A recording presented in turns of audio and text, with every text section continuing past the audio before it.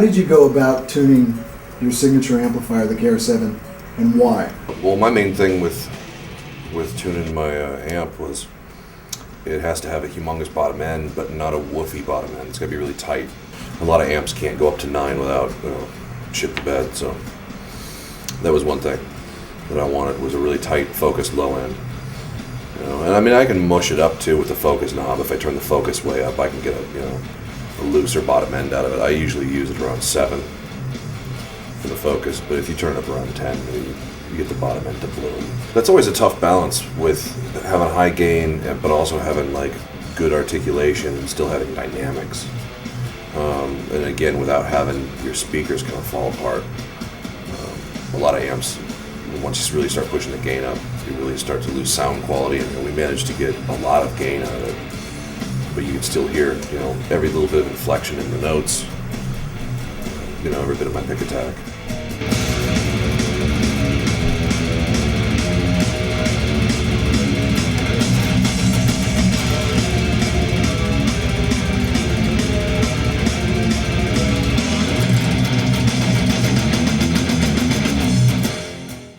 The great thing about working with Paul was getting to sit there and describe what I wanted and wanted more of, less of, and then seeing him fuck with it and get physically create the sound that I'm trying to hear. It was a really interesting experience. How has your experience been using Rivera amplifiers over the years on the road? Have they been reliable?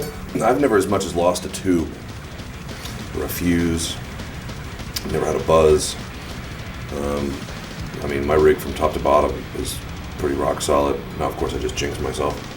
Your recording settings for the amp versus your live settings are completely different. Why is that? Radically different, yeah.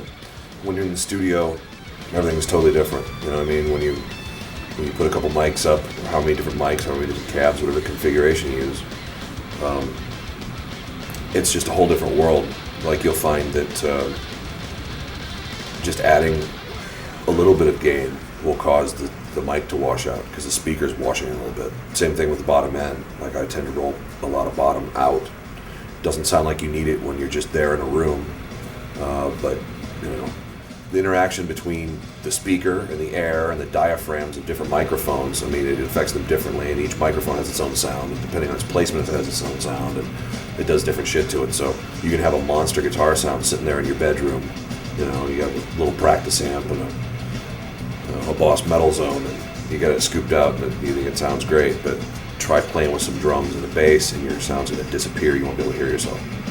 I used to do that. I just thought I needed more watts. If I had more watts, more cabinets, you'd be able to hear me. It was just, it's the EQ. It's the physical thing that you're putting out there sonically.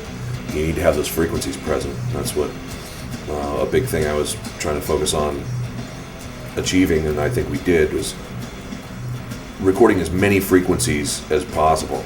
Like, not cutting really anything, throwing as much out there,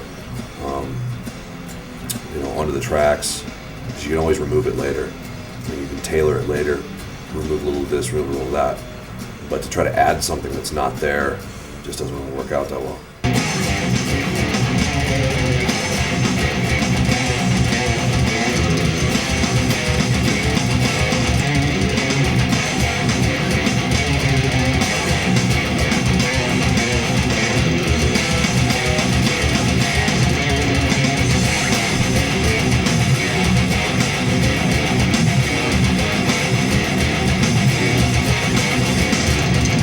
What would you recommend the KR7 for? That's what's kind of funny about it, is with 3 channels and the way it's voiced with the clean, the different choices you have in terms of bright switches, boosting low end on the clean, notching it on the middle and the clean, reverb settings, all sorts of shit. The gain on the clean channel, you can actually turn channel 1 up. If you turn the channel volume up, crank the gain, you actually have like a great rock lead tone, like without even an overdrive in front of it. A little verb on it. You can play Journey solos. I mean, you could be a session guy in Nashville and use that amp. It'd do anything you ever wanted to. You get any lead tone, the cleanest clean tones. And that's what's funny about it, is you don't need other shit.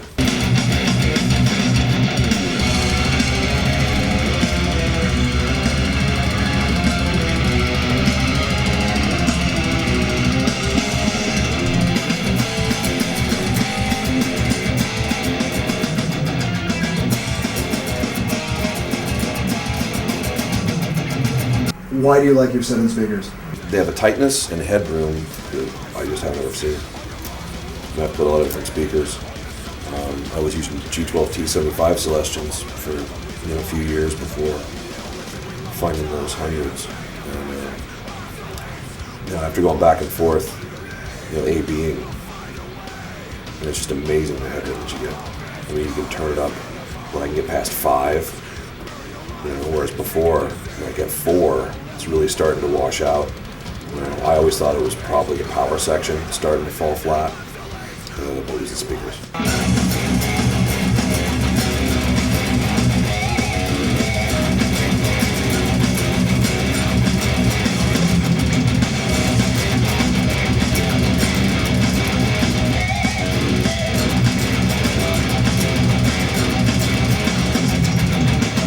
The frequency range that they put out and where they push, maybe they color certain things. But in the ways it's colored, it's not negative. It's just complementary to the amp. And the amp wasn't initially tuned with those speakers. We were tuned with the G12 T75s. But with a couple little tweaks that were done after the fact, and after I'd come across the speakers, everything is just bigger and tighter. And like I said, with the headroom, like you don't have to have the amp cranked, but you're getting no dirt out of it. You're getting to hear every note. The cones aren't falling on their face. And I've played it through a lot of different cabinets. Nothing else does those frequencies like that.